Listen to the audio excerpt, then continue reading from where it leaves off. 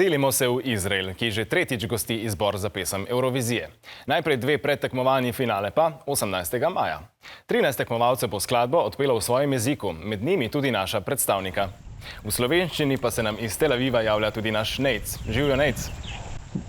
Živ infodromovci, lepo pozdravljeni iz sončnega Tel Aviva, kjer se bo v torek začelo prvo polfinale Eurovizije 2019. Letošnji slogan tekmovanja je "Dovolite si sanjati", a za predstavnike iz 41 držav ne bo dovolj, da bodo le sanjali, potreben bo predvsem dober glasbeni nastop. Naša tekmovalca, ki bosta predstavljala Slovenijo, Gašper in Zala s pesmijo o sebi, glasbene stavnice napovedujejo dober rezultat. Med finaliste pa sodijo Nizozemska, Rusija in Švedska. A to so le napovedi. Bomo videli, ko bo šlo zares.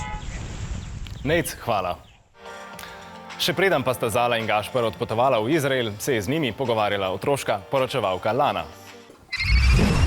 Živjo, jaz sem Lana. Tako kot ti, tudi jaz rada poslušam glasbo. Že v torek bo prvi polfinalni nastop Eurovizije, kjer bosta nastopala zmagovalca letošnje Eme, Zala in Gašper.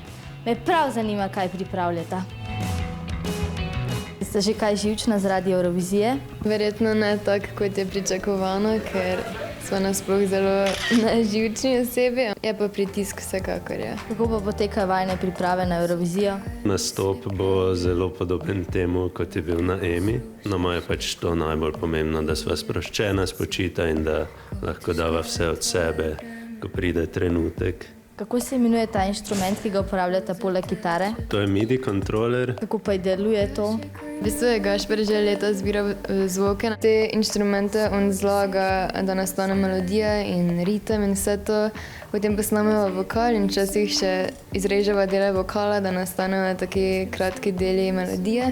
In vse to potem dava, oziroma Gašper da, ker jaz nisem tako spretna s temi stvarmi. Je tam majhen samplerček. Na koncertih v bistvu lahko izbereva, če hočeva, da se sliši samo bobne ali samo klavir ali da klikava moj vokal, tako da lahko jaz v bistvu sploh ne pojem, ampak samo klikam in je ful zabavno. Kako pa so vajni prijatelji sprejeli to, da ste se prijavila na EMO? Po moje so še bolj veseli od naju. Ali spremljate stavnice? Ne ravno, samo dodaten pritisk.